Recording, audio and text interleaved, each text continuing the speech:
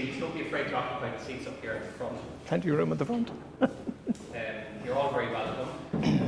This is the second in our series of Heritage Week 2025 seminars, and it's great to see some faces that were here last night, and indeed some new faces as well. You're all very, very welcome. As I did last night, I just want to thank the Knowledge Community Council for hosting us over these days, and to thank them for looking after us with a cup of tea or a cup of coffee afterwards, which you're all very welcome to. I'll just ask you to switch off your phones or switch them to silent before we kick off.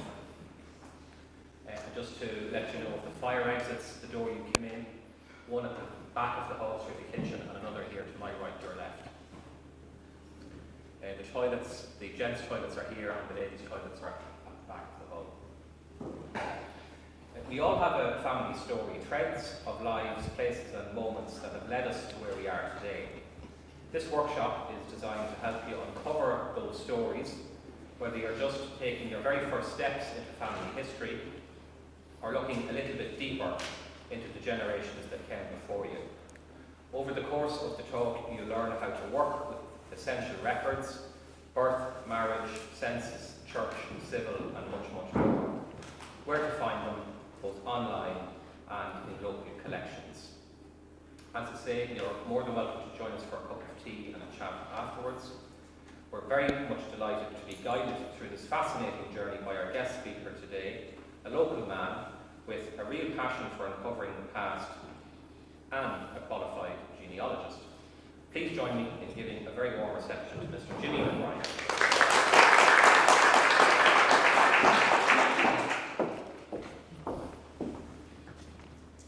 Thank you, Paul. Good evening, everybody. I probably won't keep using the microphone because I like to wander around and intimidate people. So when you're stuck here, so I prefer to walk. But if you want me to use the microphone, I will. Right? Otherwise, if you can hear me without me having to shout, you happy enough like that? Okay. Thanks, Paul, for the nice welcome. Probably a bit overstated. So I got into genealogy for a reason back in about 2007. And back then, you didn't have Who Do You Think You Are or all of these programs we see nowadays. And there was very little access to records nationally or even internationally. What I was looking to find was a legacy. Through my mother's family, her first cousin died in St. Paul, Minnesota, as did his wife. And they were very wealthy, but we didn't know where the money went. So they'd no kids, and as far as we knew, Dolores didn't have any near relatives, so it was a bit of a mystery. So I spent a good deal of time fruitlessly looking in all sorts of corners until I eventually discovered that they were buried in actually Arizona, not in Minnesota, because they had homes in both places, and that most of their money went to a children's hospital. So you can't fault them for that. No. But at least I found it out. I'm still poor. So, so anyway, then I got interested and I took up the course in UCD, which was at its beginning, so there weren't that many people who were going to be attending this, but it was fascinating to listen and learn.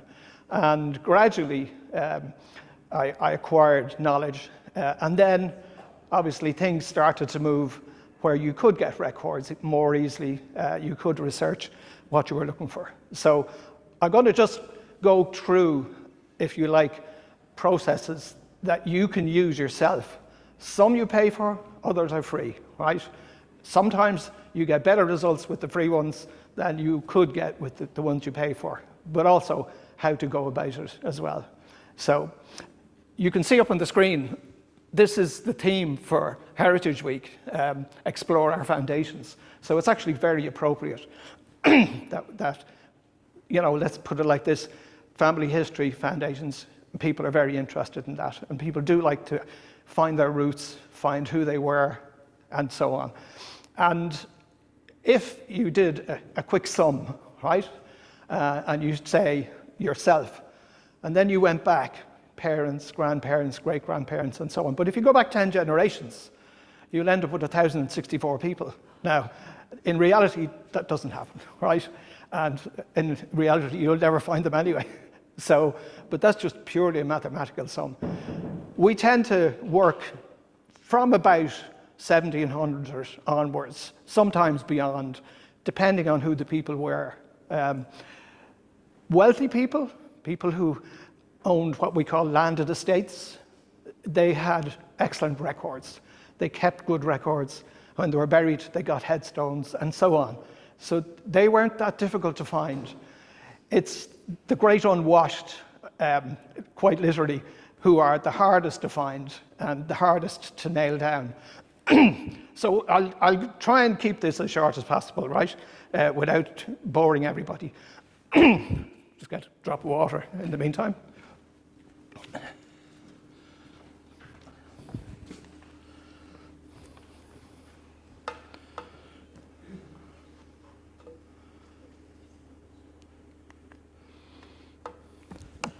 So anyway, what is genealogy? You know, how do we look at this, and what does it mean? And you know, family history as well, and it's become fascinating for a lot of people. I mean, I suppose I've done about 150 projects so far since I got into it. I won't say professionally, but people will find me. It's word of mouth. They'll come to me, and then I'll look as far as I can into their families, and they'll end up with, you know, as much as I can find in a report form. So how far back can you go, right, when you're trying to find ancestors? Not that far, right? Officially, the records actually didn't start until the civil records of 1864. Before that, people were registered usually with their parish churches, if they were Catholics, or with their Protestant churches, if they were Protestant. In fact, the Protestant church kept really good records until they all got burnt in 1922. Not the whole lot. There's still about 1,000 registers left. But they were assiduous in the way they kept details and records. So in 1864, the government of the time introduced mandatory recording, and that meant you had to register a birth, a death, marriage within 3 months or face a fine. Now, there are records that go somewhere a little bit further back to 1845, which would be non-Catholic marriages. But essentially, from 1864 onwards, births and deaths were registered mostly by informants, in other words, people in the family, and then marriages were registered by the people in the church, in other words, the priest, or if it was a Protestant marriage, the reverend at the time. Excuse me, having some of this. So from 1864 onwards, we actually have quite a lot of records we can access. Doesn't mean you're going to find what you're looking for necessarily, but that makes life an awful lot easier. When you go beyond that, when you go further back into, you know, the 18th century, the 16th century, it's really more difficult to find things, but parish records are actually a great help because they have recorded the key moments in life. I mean, I've come across parish records. Usually it's a birth, a baptism, really, right? But some of the priests, curates, would write on the record information they got from the family, such as a marriage in Chicago, and would give the names. So they'd add that into the parish records. Most of those parish records are freely available through the National Library of Ireland. They're not easily searchable, so you have to do a bit of looking because they're handwritten, and there are other ways of getting to them, and I'll talk about that in a minute as well. So where do you begin? You know, when you want to start looking into a family, you know, what's the first steps? So I'll just skip along.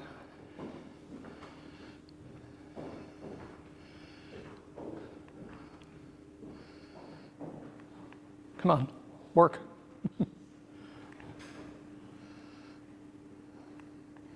Here we go. So I'll just touch on the concept of benefit from genealogy. One of the important things about the Irish race is the genetics, the build-up of the race. Roughly about 12% of the population suffer from a condition called hemochromatosis. And that has another label, it's called the Celtic curse, because roughly 12% of the 40 million Americans also suffer from hemochromatosis, which is an excess of iron in the blood. So it is a genetic code that is more or less implanted in the Celtic race. So that's something that doesn't actually easily come to the surface, sometimes until people are too ill.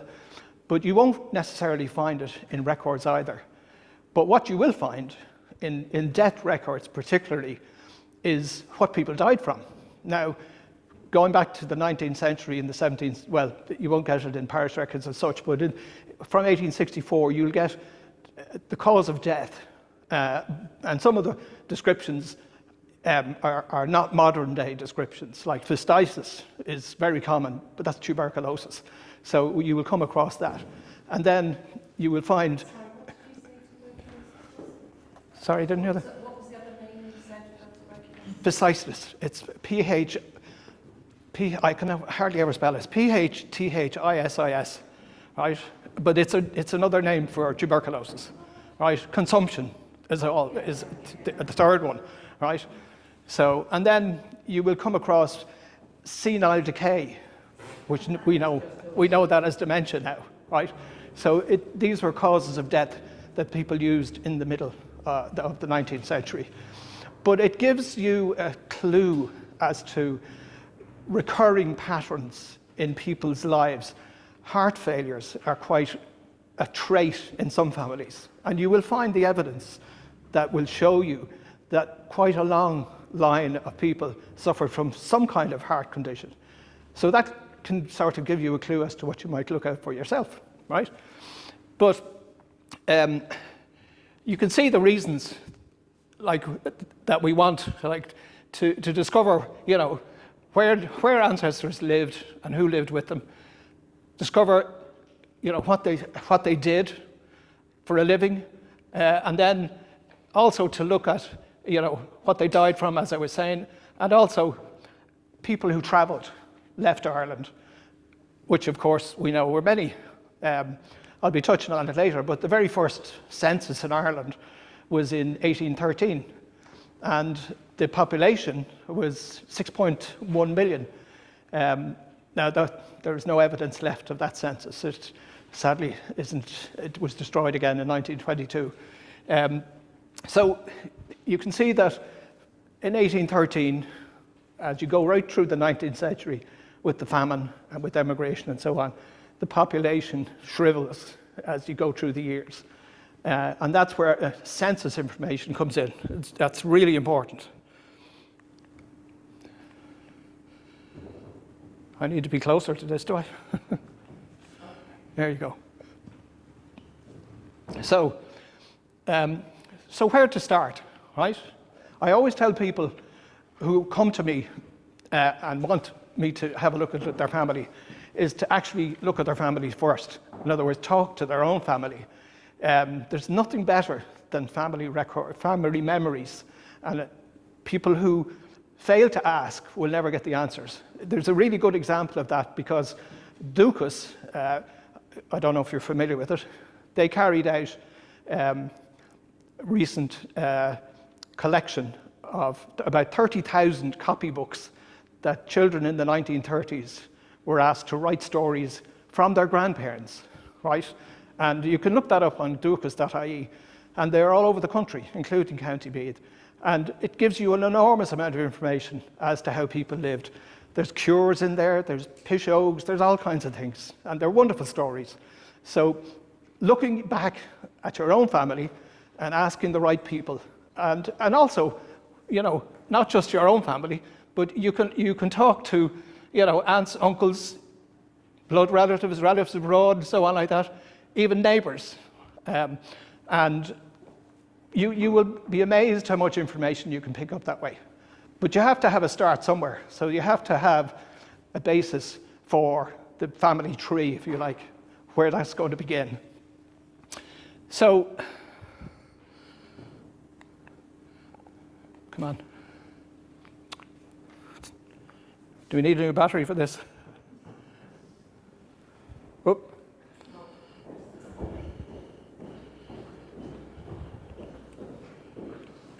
Oh, did I break it?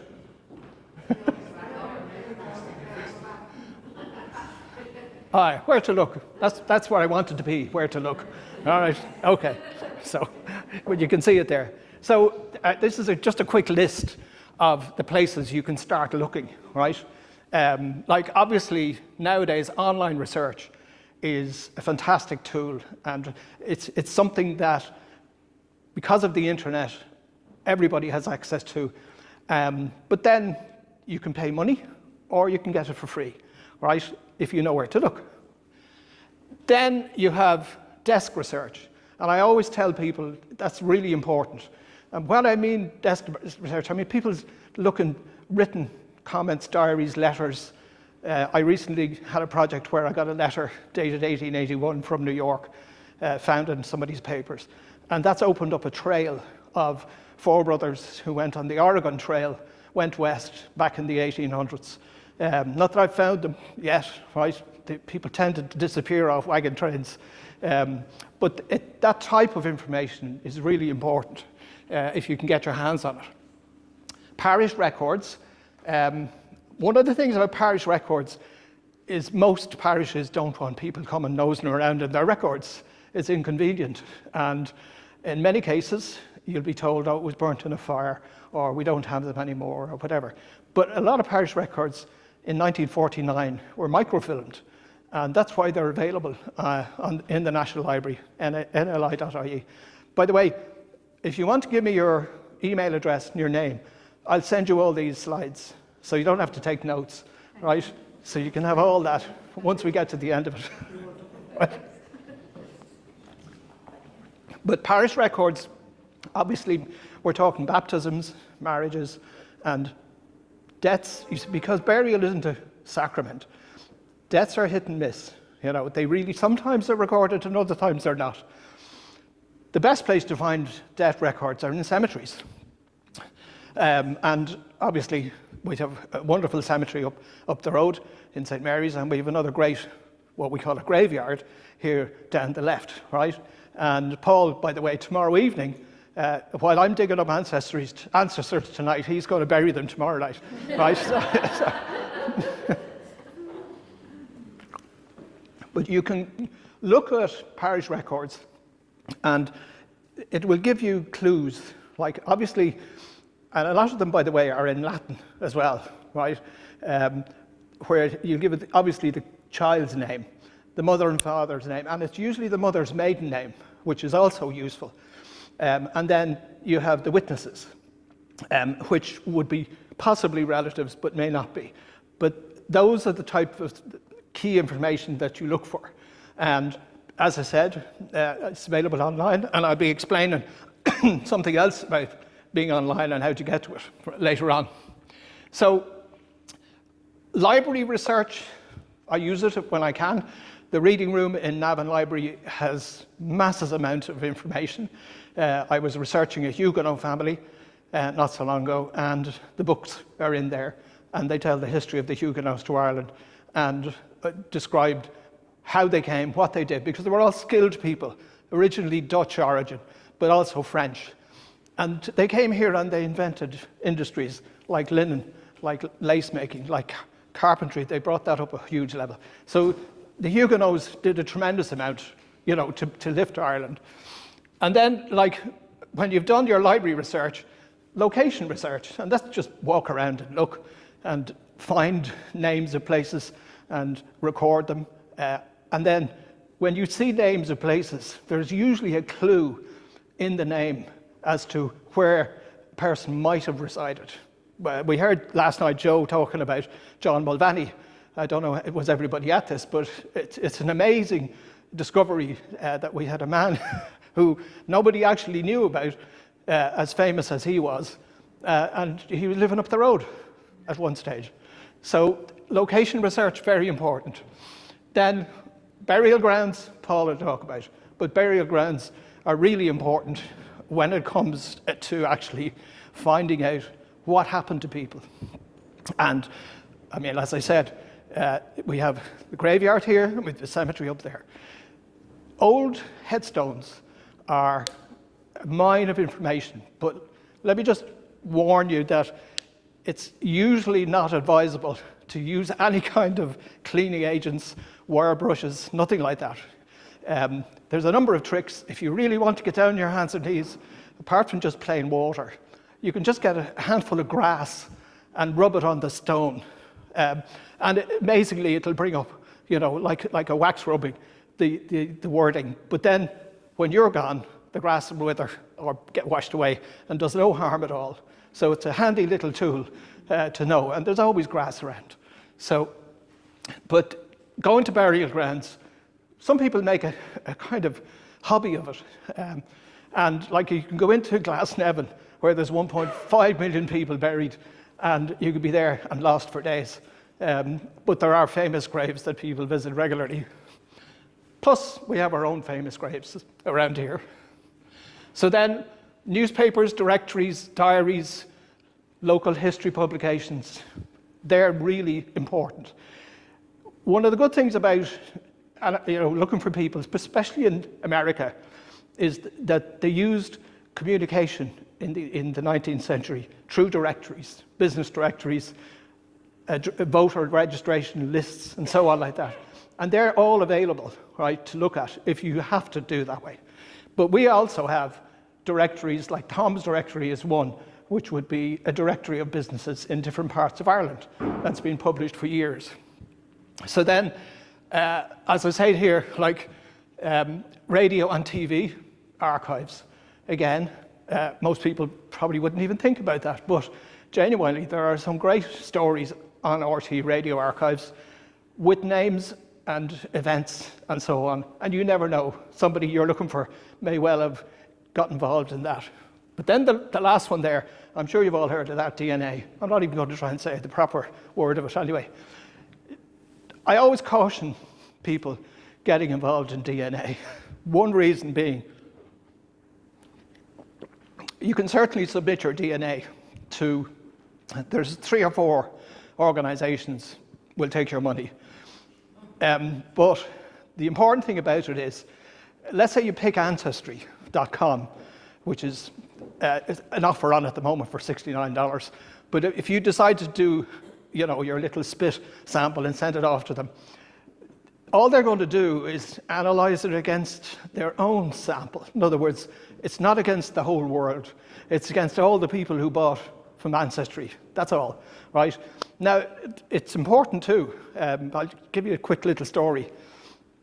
In my own family, going back, 4 generations, strangely enough, they were nearly all boys. One of the boys, Arthur O'Brien, for whatever reason, decided to head off to Australia with his brother's wife, right? And promptly vanished, right? Now, it was thought to be a legend, right? Nobody could ever say, yeah, that definitely happened, right? But I have a second cousin who's in California, Margaret O'Brien. And Margaret is a real bunny when it comes to looking for things. She's on Ancestry a lot. And she did her DNA. And lo and behold, we got a hit in Australia. So we don't know if we have Australian relatives, and now we have them looking for us, right, through Facebook. So it haven't really got that far yet, but who knows, like if it is genuine, it could be a trail Arthur left behind him somehow, right? So, and these kind of little stories that come out, all families have little stories like that, right? So, but I caution, using DNA, you have to be careful, because don't expect too much. Certainly you're going to get your siblings, right? As long as they do it, right? So other people have to do it in order for you to benefit from it. So that's how it works. And as I say, Ancestry will be one of the biggest who provide the service.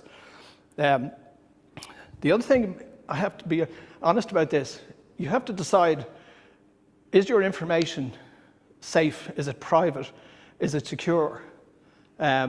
Should they hold on to it after you've given it over? Because obviously your profile in DNA terms is now with the commercial company. So you need to know that yourself, but I can tell you, you can cancel it. Like, you can tell them, no, I don't want that, can't take it off the database. So it's not the end of the world like that. Trump isn't going to come looking for you.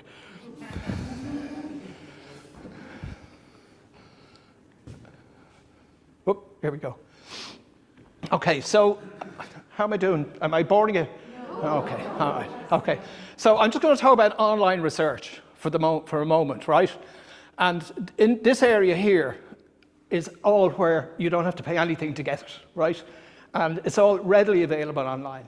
Now, one of the most important websites we have is irishgenealogy.ie, and the government set this up, and it is based on the civil records, as I was saying, from 1864. And most of the information is easily searchable. They actually have a new website. They've upgraded it, so it's much easier to work with. However, there are some things about the access that you have to know. For example, something called the 100-year rule. We have this in Ireland. So essentially, the government feels that if somebody was born, you have to give them 100 years to die, right? So we can't get birth records online after 1924. At the moment, it'll be 25 at the end of this year, 1925.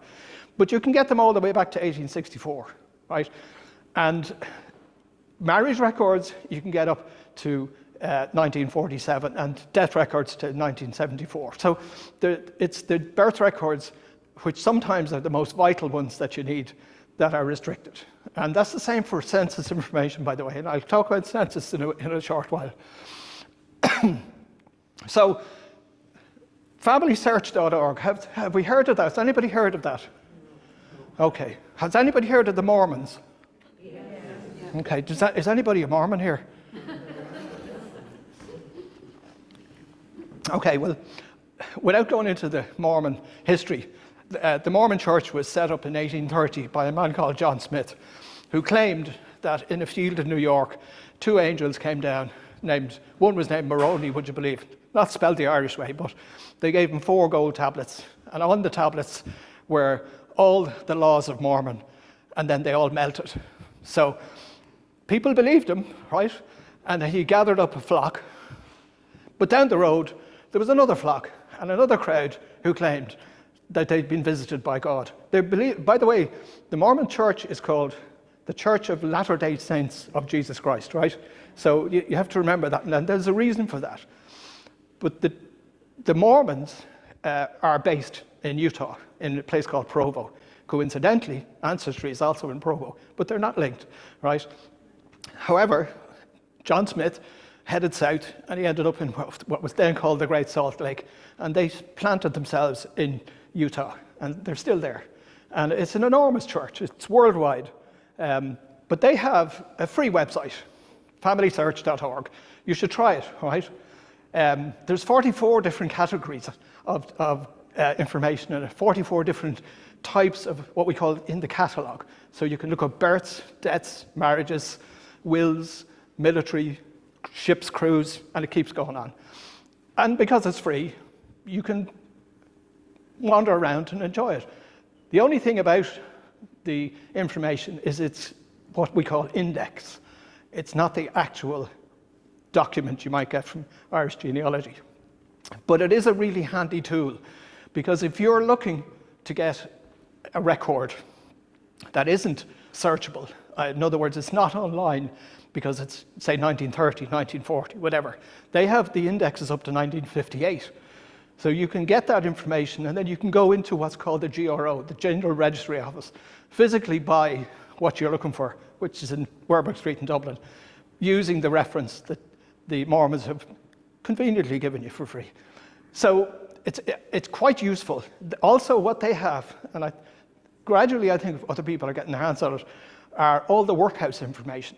So there's a lot of really important workhouse data through the Mormons at the moment, through familysearch.org. The good thing about it is that there's filters. So if you've got more information, you can start narrowing down your search. But if you've only got a broad search, such as a Christian name and a surname, you know, you might look for Mary Smith. You're going to get thousands and thousands of Mary Smiths at home and abroad. So you have to filter it back down to something that makes sense. So, but as I say, no harm in, you don't have to join the church. You just have to look at it. I mean, personally, I was what they call an indexer for a couple of years. So I used to index for them. So they would send me copies of mostly United States Census documents, and then I'd put them into the database for free. Like, I just did it that way. It helps the whole thing. It's all volunteer-based. So, but I recommend it to people as a good place to start prowling around a website like that, okay? Then you have the National Archives. Has anybody ever been to the National Archives? No, they're in Bishop Street. When I started, I'm going to choke to death now. When I started, I used to physically go into Bishop Street and look up the census records on microfilm. That's the only way to see them. Now it's all online. Also, in the National Archives, roughly 60 million records. Wills, prison records, dog licenses, you name it, right? It's all there. And while genuinely you will find references to the same information elsewhere, our National Archives have to be, you know, applauded for all the work they've been doing. And they're well worth a visit. So you don't actually physically need to book in, but if you want to look something up, you have to get a reader's ticket. So you do need to make... Bishop Street is, you know, Camden Street in Dublin, or just off Stephen's Green? Yeah, well, Bishop Street runs from Kevin Street or over that way past St. Patrick's Cathedral. And it's just a little street, little cut-off street. There's DCU, I think, have a college there, a campus there. So it's a beautiful building, and it's very easy to get to. So, but like that, you know, there's an amazing amount of information there. But a lot of it now is online as well. So apart from the National Archives, ask about Ireland. Has anybody heard about that one? No, well, this is a really interesting one. It's actually fascinating for people in rural areas. A man called John Griffith, back in 1830, started a process to literally list every single property more than an acre in Ireland for the purposes of gathering tax. That was the whole idea.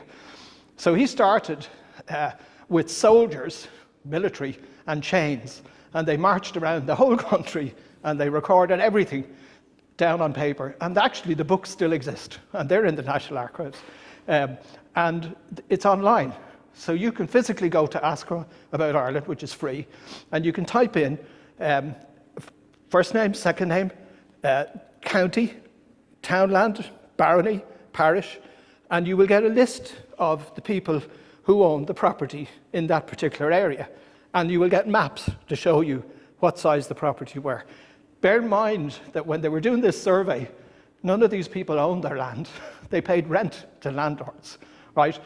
But they needed the whole country covered, and they did it. It took them from 1837 to 1864. But that is a vital tool when you're talking about trying to find relatives who were, if you like, rural, but most people were. You have to remember that. Not that many people ended up in cities. Apart from countryside, they also included towns. So you will have streets with people's other name. Now, the only name in it is the man's name, the father's name, nothing else. And I'll show you later on what a page of it looks like.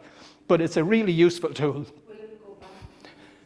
Does it go backwards, like, you know, within the date? It's a picture in time. So if you say picked out Minalty, it will be Minalty when they did the survey, and that could be anywhere between 1830 and 1864. So it doesn't move back and forth. Like, it just will come up, and it, say Ballinclaver Road, you will see Smiths and all the names that are still here now. Their ancestors were all there then. And you will see the little plots they had, 2 acres, 3 acres, 5 acres. How do they live off that, And then they're paying, first of all, they're paying tax. Then they're paying rent. And then they have basically rates to pay as well. So how do you survive with that? And that's all recorded there. The interesting thing about it is when you look at who owned the land that they were living on, and in many cases we know them, like the Challoners, the Bomfords, people like that. These were the landed gentry who owned the land here because it was given to them through essentially the plantation process. But you will get all that information. Now, added to that, which is extremely useful as well, there's Galway University have been putting together the landed estates map of Ireland. There was over 6,000 estates back in the 19th century. Some of these estates were hundreds of thousands of acres. A good example is the Nappers of Lough Crew. They were granted 300,000 acres in 3 counties. Now, they're down to 200 now, as far as I know, right? But Nappers, Napper, Naper, it depends how you pronounce it. But Lough Crew, where people go for the entertainment and so on, and the coffee shop and the hill and the cairns, that's their land. A good, interesting story with that one, and this is to do with Marie's, my wife's family, where I was researching the Connells of Oldcastle, or Moylach, as they were. We couldn't really find out, where exactly they were. But what is wonderful is that in the National Library, the original accounts rolls of the Nappers are held. And this is the kind of room you go into where you wear white gloves, and you have to be religious how you open the pages. But the great thing about it was we were able to find the people we were looking for, who were basically tenant farmers of the Nappers near Moylach. And one of the very interesting things was there was a massive storm back in 1813 which blew down 1,000 oak trees. But they sold all the oak trees, and Marie's relative bought one for £1, right? And it's in the books, right? So that kind of a gem of information is terrific to find and also great to learn about. So, and there are other areas of Ireland where people had vast estates. I mean, coincidentally, Trinity College owned acres and acres in the west of Ireland. Again, just looking up landed estates and Galway University, you will see this fantastic site. Trinity also owned land down in Carrickspinning. Sorry about that? Trinity also owned land down in Carrickspinning. They own land all over the country, right? They had hundreds of thousands of acres over in Connemara, Donegal, vast tracts of land. And then, like them, there were a lot of non-resident landlords who never came to Ireland, and they owned vast amounts of land and loads of tenants paying their little amount of rent through the agents, which is how the system worked. That's all gone now. The Land Acts got rid of all that in due course, up to 1938. Anyway, continuing on here, right? As I say there, ask about Ireland, really useful. Irish graveyards, right, .ie. This is a volunteer website, and they're gradually working their way around graveyards, and essentially what you get is the interment details, and in many cases a picture of the memorial, the stone. Now, Minalty's not included in it at the moment, but I might get around to doing it myself, because I have a photograph of every single headstone up in the cemetery. So then we have, I was talking about the Landed Estate, Church of Ireland records, right? I think earlier on I said a lot of the Church of Ireland records were destroyed in the 1922 fire in the records office beside the forecourts. The story about that, unfortunately, was they built this new, they thought, fire-secure premises where you had the records in one room, one building, a corridor, a covered corridor through heavy doors into a second building, which was the reading room, where students, genealogists, anybody could go in and order a book and then take notes and sit down and read it. But unfortunately, during the bombardment in 1922, in June 22, a shell actually hit the records office instead of the reading room, right? And it destroyed an enormous amount of very valuable records. You probably know, we have the 1901 census and we have the 1911 census. But have you ever wondered whatever happened to the other ones? Because there was a census every 10 years. So there are fragments of 1831, 41, 51, and strangely enough, a lot of the fragments are Cavan, but there's very little else. But then what happened to, 61, 71, 81, 91? What happened there was that the British government in 1918, because there was a shortage of paper, they pulped it all, right? They just destroyed it. So they were literally washed away, whereas the others were all burned.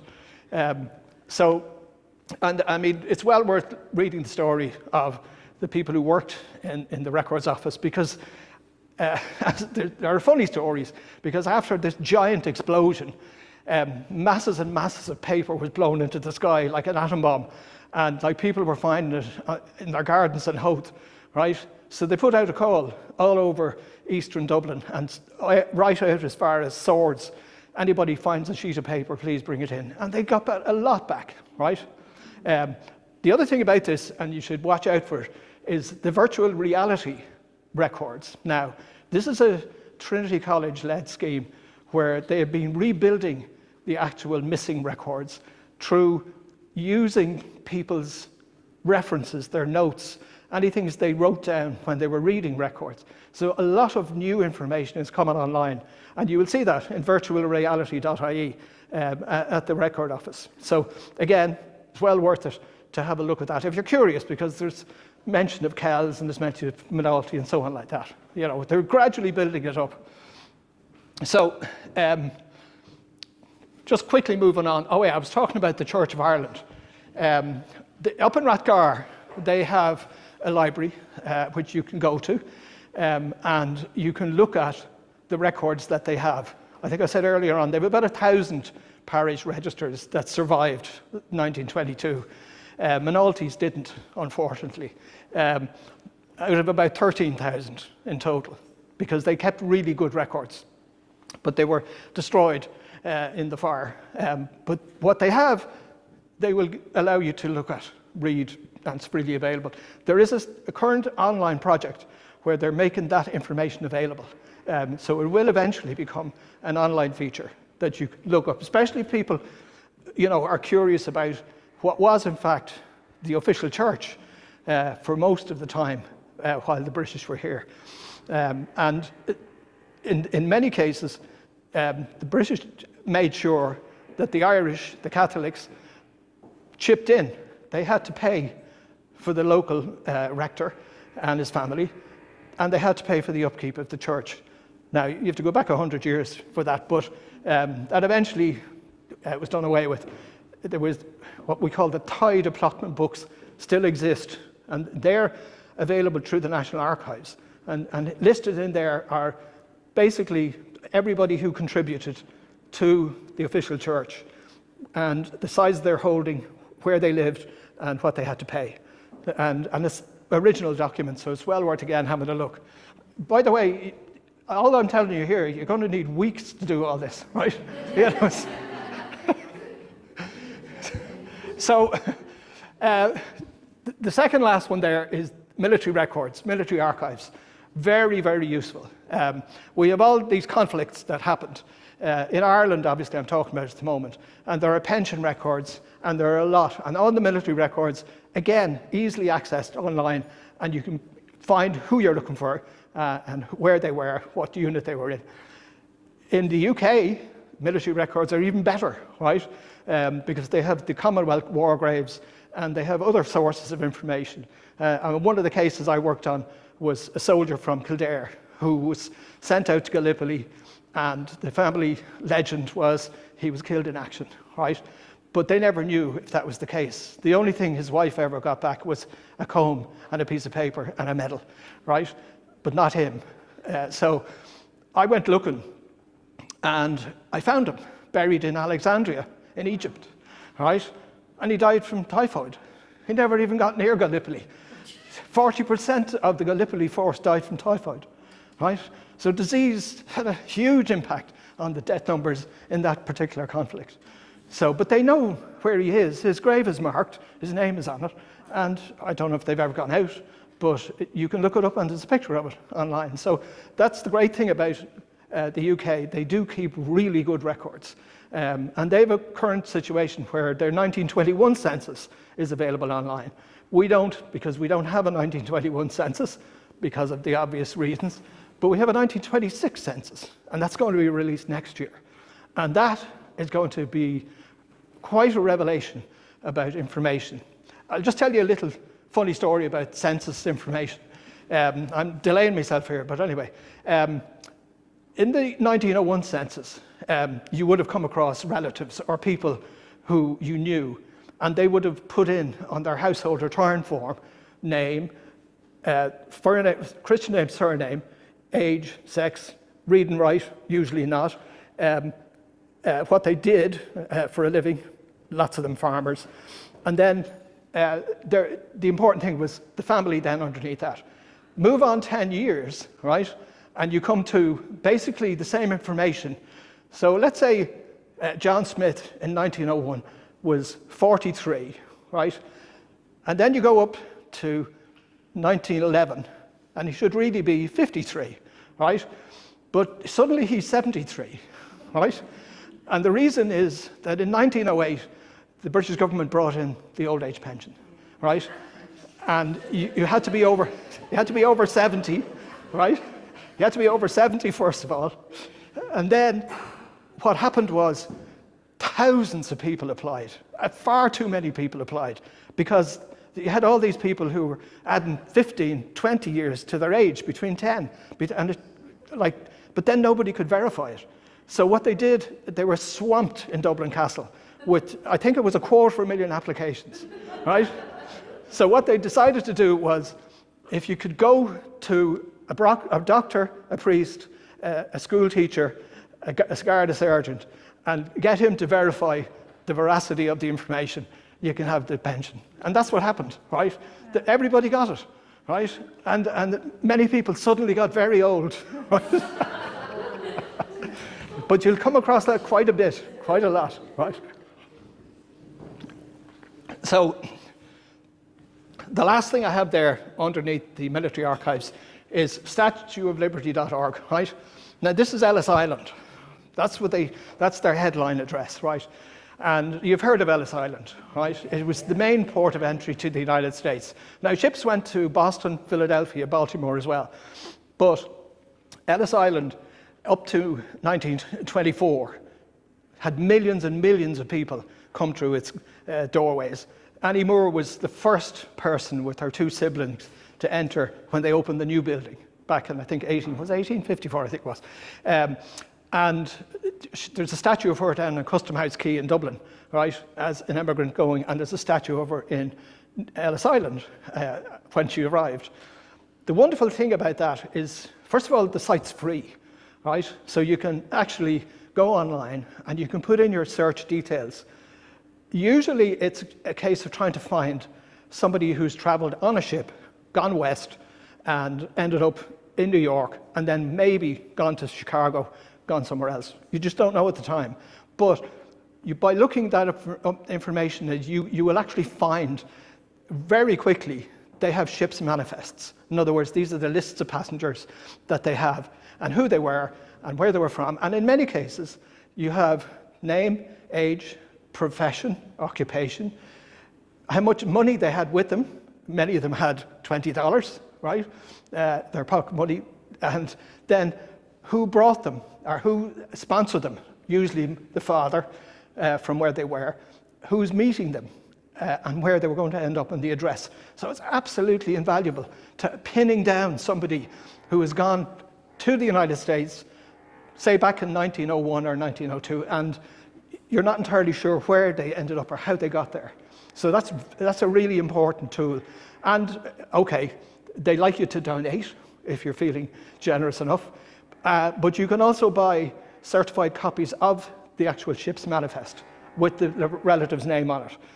What I find really interesting is where, and in one family I've been working on them quite recently, one of the daughters went west when she was 17, and then she was followed by other daughters.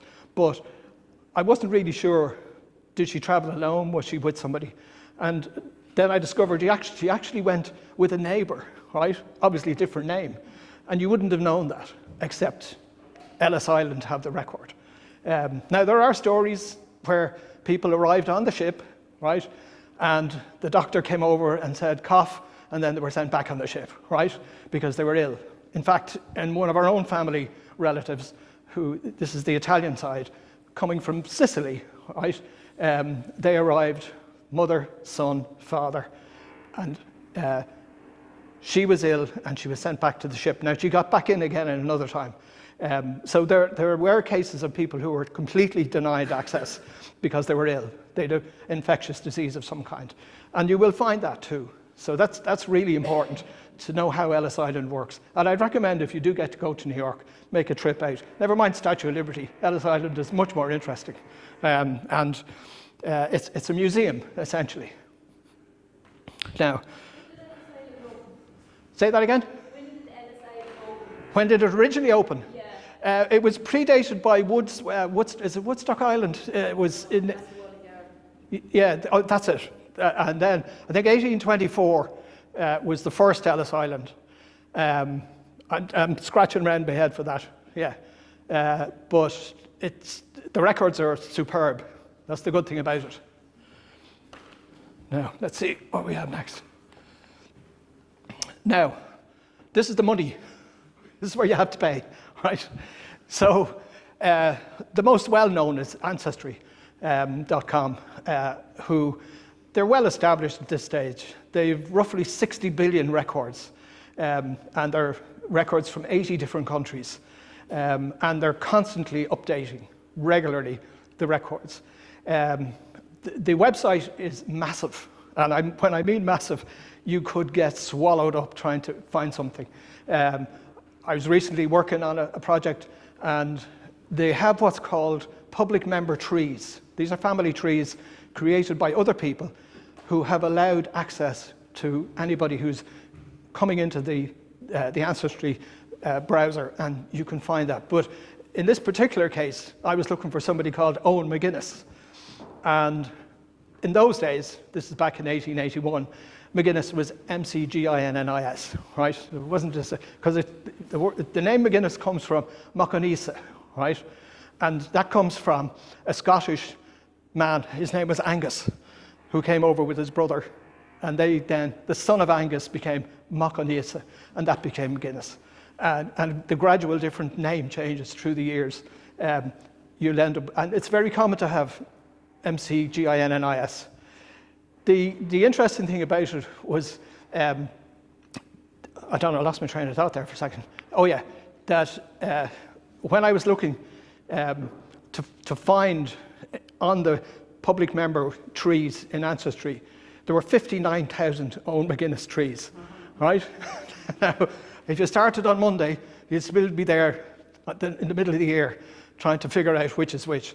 But then the great tool that Ancestry is, you literally filter it out. You literally find ways to cut down on the information so as that you get back the most relevant information. So it's very flexible like that. What was really fascinating was to find the tree eventually, which was the correct one, right?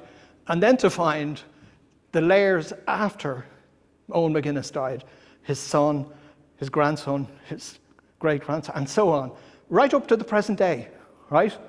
Where suddenly they're all Italians, right? And it's an Italian name, Baglica, right? But the McGuinnesses are buried 4 or 5 generations back, but it's the correct family.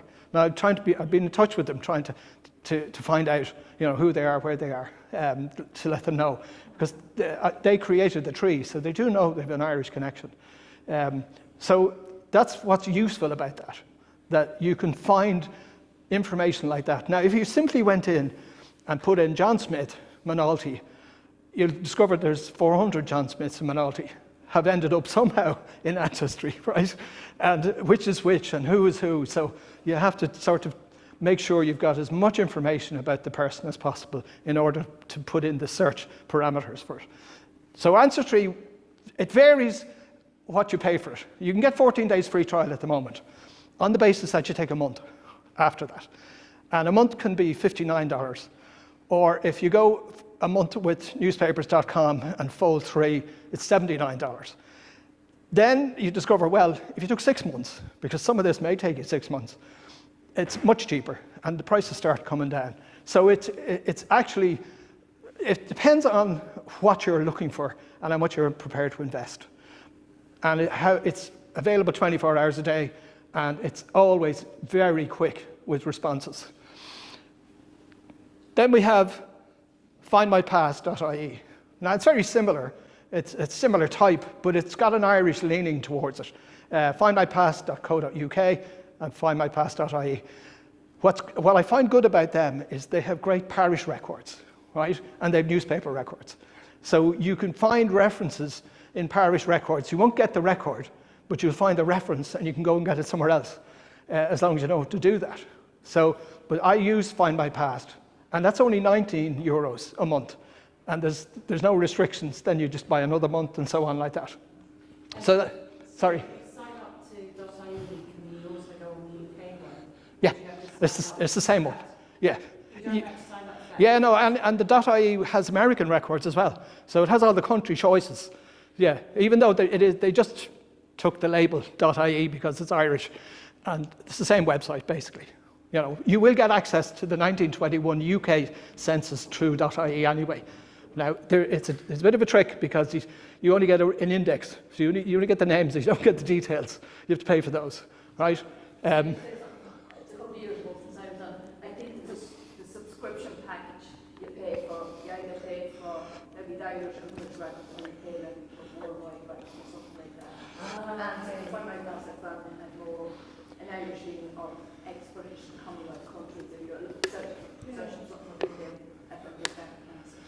Oh, Yeah. that was a couple of years ago. And they've loosened up a lot. It's a Yeah. subscription package you're paying for. You could be paying for Irish and British records and go on and pay more in the worldwide package. Just watch your standard subscription records. The other thing I'd recommend is newspaper research. Irish Newspapers Archive is an Irish company, and it has newspapers going back to the Freeman's Journal in the 1700s. And it has everything up to date except the Irish Times, right? Because they like to stand alone. But you will find it extremely useful because mostly at the time you're looking to find people when they died, when they were buried. That's when people put in newspaper notices, right? We don't seem to do that much anymore, right? But back then, this is in the days before RIP.ie, people did put in first anniversary, second anniversary, and so on, memoriams, everything. So you will find that very useful. Now, again, it's a case of putting in the filters, trying to narrow it down. So you can have exact words, you can have exact dates, you can have exact newspaper. Now, you can pick the Mead Chronicle, and it can find it to that. And then you'll see what comes up. Because if you pick all newspapers, you're talking 10,000 plus, and that'll take you ages to go through. And you probably won't find what you're looking for anyway. And you can download the image of the newspaper itself to your files. That costs about €29 a month at the moment. He's a bit rich at the moment. I think he's just too pricey. But it's a really great resource. Glasnevin Trust is Glasnevin Cemetery. 1.5 million people buried there, opened in 1828. Many people without any kind of memorial or headstone because there are gardens that are completely flat, but yet they're full of bodies. But the records they keep are pristine. They're really excellent records. And you can go, there's a visitor centre there, and it's well worth a visit. And there's O'Connell's Tower, and there's some famous graves there. So it's, if you have time, well worth, get the 109X, get off at the bus stop outside Glasnevin, and go in and enjoy yourself. It's a lovely coffee shop there as well. But online, you can buy what are called credits. Now, if you know who's buried, but not where, in other words, you don't know the reference, they will give you that detail. And if it's a grave, let's say, with a single person in it, it'll cost you 3 credits. You have to buy 8 anyway, and they're €1 each. But if it's a grave which has more than one person, it's going to cost you 5 credits. Now, and they keep all the records. I mean, I have many, many, many records, and they're still there. I bought them all, at least my clients have, and they're still there. I can go back and look at them anytime I want. What we find sometimes, which is fascinating, is that you have a family grave, as we know family graves ourselves, but there are strangers in it, right? And you kind of go, who's that, right? Where did they come from? And the reason is that if you go back in the 1912, 1920s, those kind of times, they resold graves, right? Like, because people were dead too long. Like, have you ever heard of that one? You're dead too long. So, like, somebody who's dead 50 years, and his name was Smith, suddenly the Horgans all live there now, right?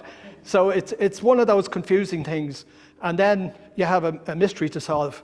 Who's this person? Are they related? Is this a hidden love child or something that's being buried in there? But that's what they did. They resold plots. It's far less now, right? But the records are excellent. And as I said, you just have to buy them when you're there. So, have you heard of John Grenham? Anybody?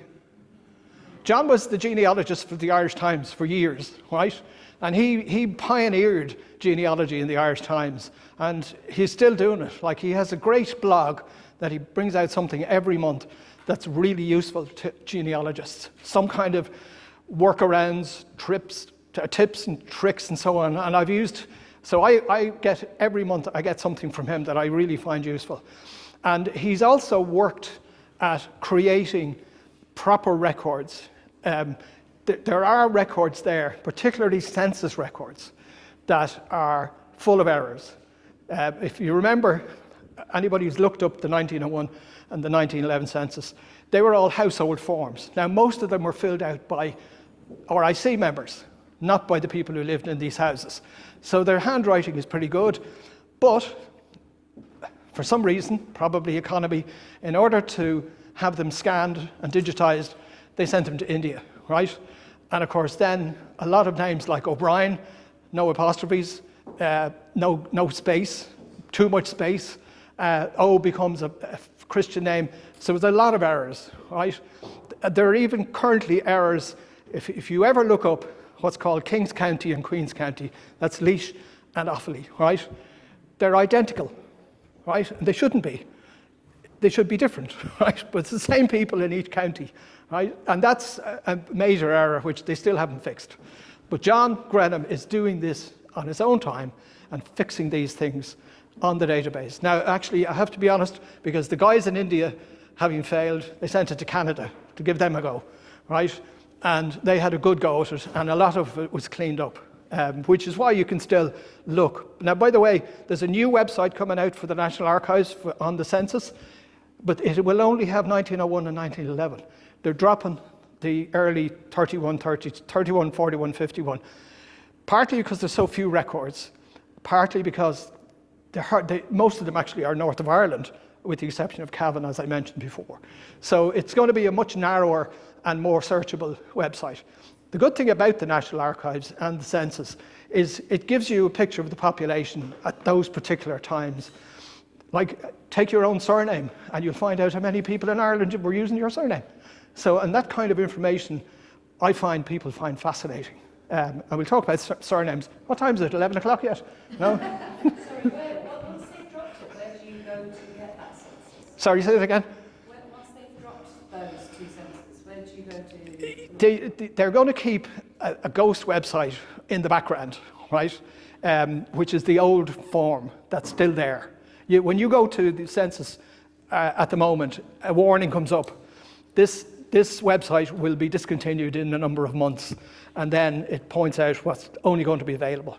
But other than getting on your bike and going into the National Archives in Bishop Street, you should be able to find it. And you will find it probably with the help of familysearch.org, because they have census information as well. So don't be lost. Like, I know I've used those 31, 41, 51. Hardly ever found anything, right?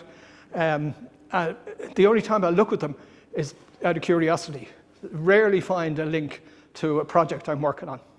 So very little of those census survived the fire. That's why so little there. But they're just trimming it down for management purposes, because 1926 is coming. Now, I have to be honest, I've seen 1926, right, already, and I've seen what's on it, and there's less on it than there is on 1910. One of the great things about 1910 was number of years married, number of children born, number of children survived. And that was a really important thing, because mortality rates, even between 1901 and 1910, or 1911, were appalling. So there were people who had 10 children, 3 survived. And those are the kind of things that you have to learn about families back then, your own family possibly back then. But this new 1926 page doesn't have that in it. So it's a pity. But then Was it never on the census? they didn't have it. You know, they actually, and the fact, the 1926 was filled out by the householder, this one, whereas the 01 and 11 were done by RIC, mostly, right? It's a pity, but I mean, it's information we're looking for. What will be interesting is, you know, the guy who was 40, 70, and what age is he now in 1926? So then Roots Ireland, right? Anybody heard of that one? Yeah, Roots Ireland is a really useful site. Now you have to pay for it. It's not that expensive, right? You can start at €15. But they have a lot of parish records, a lot of emigration records, a lot of graveyard records. So it's actually quite a useful tool. And their parish records go right back into the late 1700s.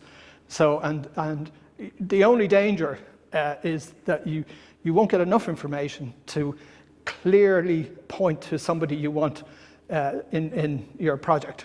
There could be, like I've been looking for people named Ford who are in County Mayo, and there's quite a few of them, but I don't know because there isn't enough corroborative information to tell me which is the right one, right? So you need another source to correct that. But Roots Ireland is actually quite a useful site to work with. How that works is you pay them a fee and you have access. I pay them €30 usually, and I'll have access for a month. And that allows me to go back and forth when I want to find something. So it's useful like that. The Irish Times, you have to pay for the archive if you want to be online. I think it's €12 a month now. But they will give, free of charge, death notices. So you can search a death notice in the Irish Times simply by typing in the name, and they will give you a list of all the people whose name matches that, and that won't cost you anything. But if you want the full archive, you have to buy it. And as I said, they're not in Irish newspapers archive themselves. And then lastly on that, myheritage.com. Who's heard of that?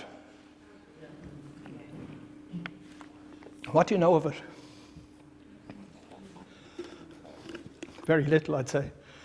Do you know it was set up in Israel originally, right? And they are now associated with familysearch.org, right, instead. So they're kind of hidden away behind Family Search. They major on DNA. That's one thing they're pushing all the time, DNA research. But they do have 30 billion records that you can search, and you'll pay for it, right? But literally, the original project was an American one, and it got totally out of hand in terms of size because it was a really strong competitor to Ancestry, and it was cheaper. So why they took the Israeli version and married it into theirs, I've no idea. Now, it's happened years ago, like it's not recent, so wouldn't worry about how you feel about Israel. It's just that's the case, right? So where else can you spend your money? Actually, I'll skip over these. These are, when you get the slides, right, this is more information about individual things, right? Like, as I was saying, for irishgenealogy.ie, which is extremely helpful, the records they have. And, you know, it's an easy website to work with. They've updated their website in the last 6 months or so.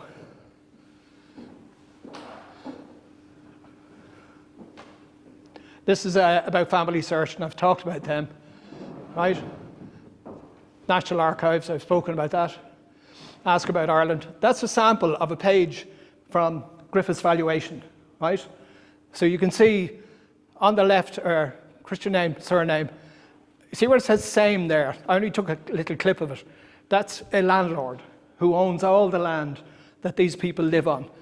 And then in that column there, it has land, offices, and you see that? Land and offices. An office is a barn, right? It's just what they refer to, a cowshed. They call it an office, right? So that's how it appears in the record. And then over on the right-hand side, you can see the valuations, what people are actually paying, what they're committed to in rates and so on. But it is an amazing piece of information because it covers the whole country, north and south, right? All the 32 counties are covered. So this is the Irish graveyard one, right? I've spoken about that. Should have put my glasses on. National Library, I've spoken about that, but again, there's more information there that you can find. As I said, this was all done in 1949 by Edward MacLysett. He's a famous genealogist, and he's also very well known for his analysis of Irish surnames. So they did this this was microfilmed from the original pages. And these exist in the National Library. I always recommend somebody to go and visit the place, even out of curiosity. Here we have the landed estates. Now this is fascinating because, as I said, so many, 6,000 landed estates lived in Ireland back in the 19th century. And most of the people who we knew as farmers were tenants. They scraped a living and they had to pay a rent or they were evicted. And you've heard those stories before. Move on. Oh, I'm pressing the wrong button again. You should have got me a much bigger one, Paul. Come on. Oh, right. That's okay. That's Church of Ireland. We've covered that. Come on. Work.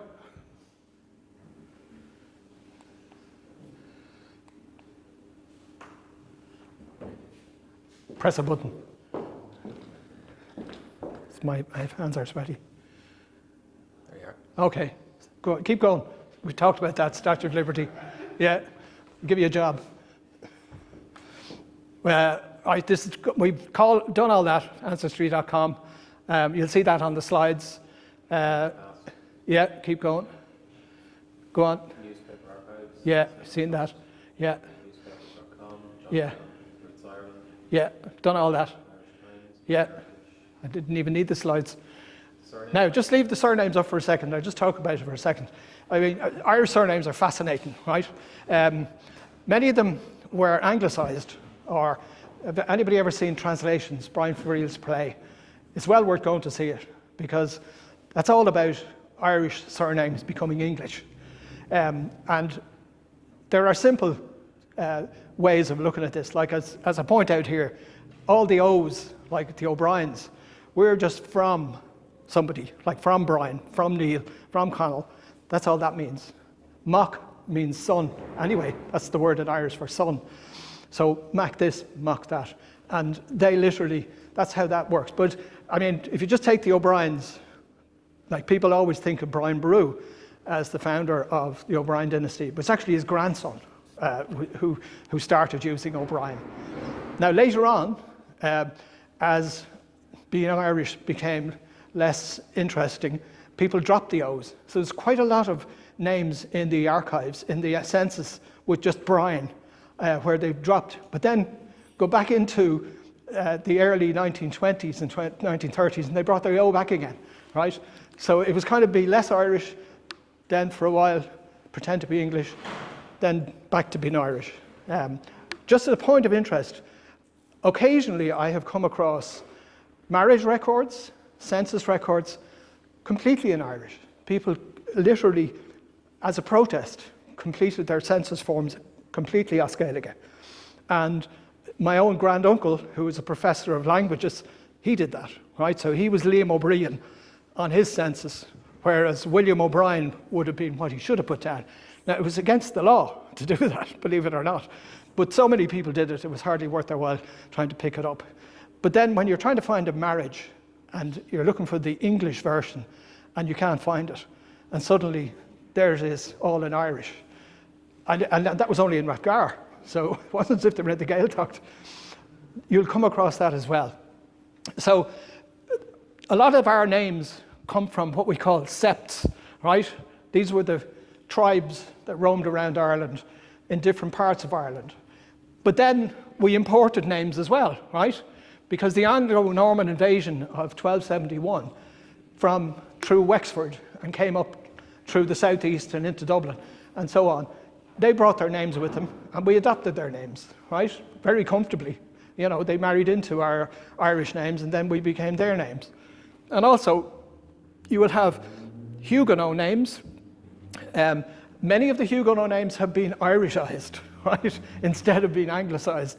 So there are people out there with Huguenot ancestors, yet their names wouldn't be obviously Huguenot, but hundreds of Huguenots crossed over to Wales and then into Ireland, right? But then we have lots of English names. The thing about English names is, back in the was it the 1600s? I can't remember the exact date. They brought in tax, right? You had to pay tax. So how do you collect tax? Well, you have to know who you're collecting it from. So you have to get a name. Go off and get yourself a surname, right? So we know who you are, right? So that's how they started to do that. And a lot of the English then started picking up what they call locational surnames. So you have people named Hill. And why are they named Hill? Because they live on a hill, right? You have people named Ford. And why is it Ford? Because they live beside a river and it's shallow. So there's a load of examples like that of quite literally people saying, what name am I going to think of today, right? Oh, Squirrel, we'll have that one, right? So no, I'm only joking. But one of the things about Irish and English surnames is there's an absolutely goldmine of a website, right? I think I've referenced it there. You see it? That surname database, right? You see it there? 50,000 surnames and counting. And every single one is analysed and it's free access. So you can go on, you can put in a surname, it comes up on the index, you'll see an index, thousands and thousands of, and they're all there, any surname I've ever looked for, it's all there.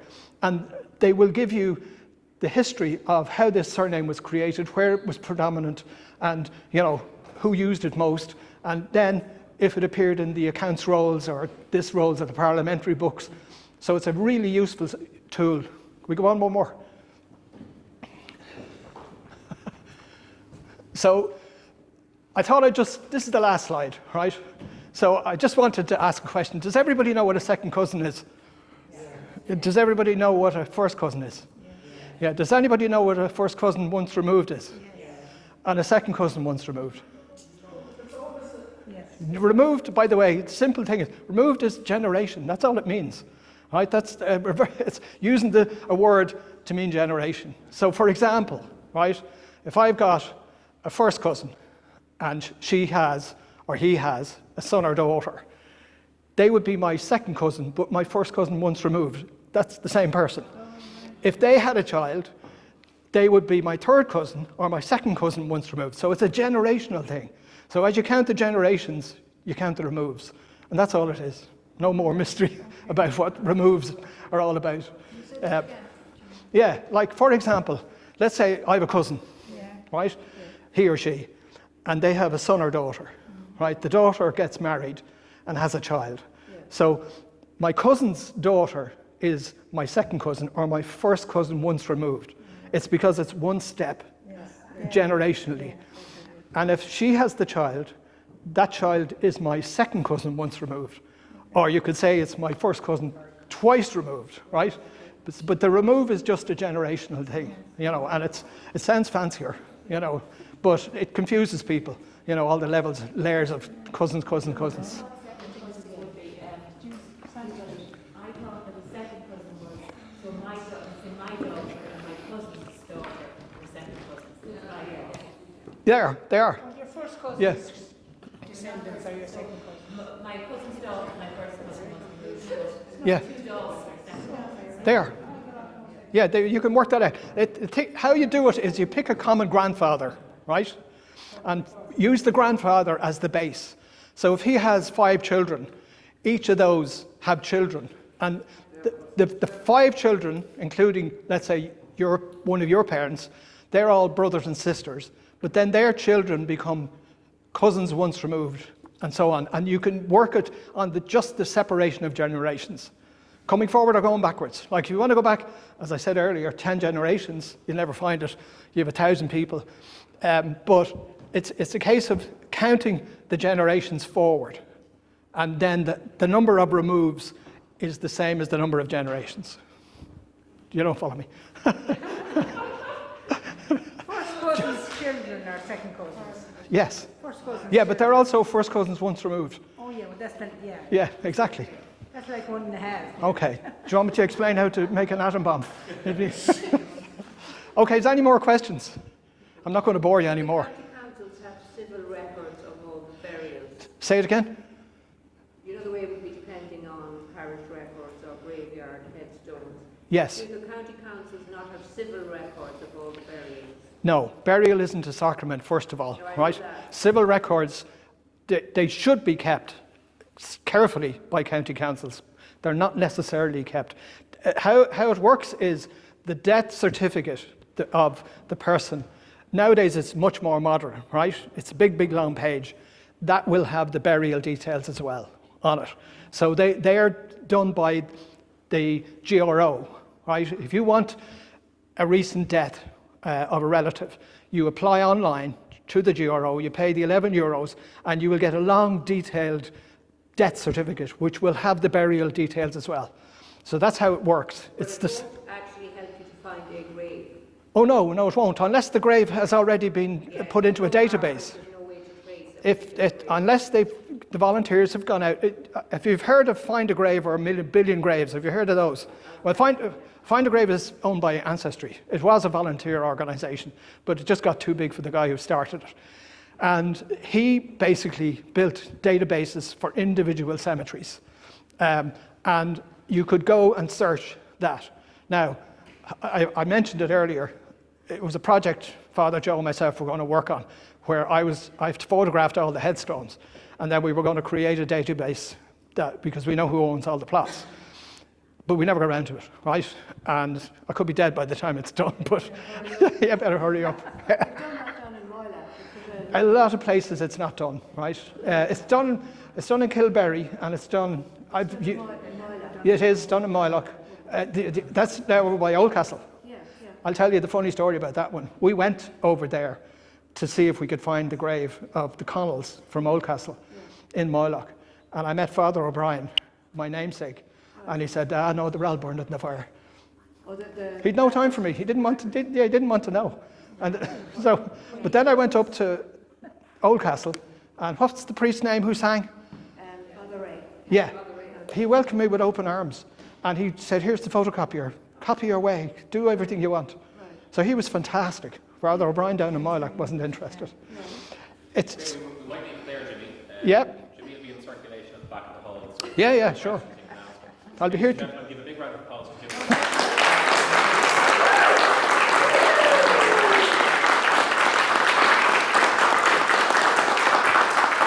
Thank you. Don't forget, it's his turn tomorrow night, right? 8 o'clock tomorrow evening. Yeah. We'll be discussing the historic and not so historic burial graveyards of Moynalty Parish. Just to acknowledge the presence too of the Meath County Council Heritage Officer who joins us here this evening. You're very welcome. Oh. It's great to see you. And everyone, enjoy a cup of tea. Right.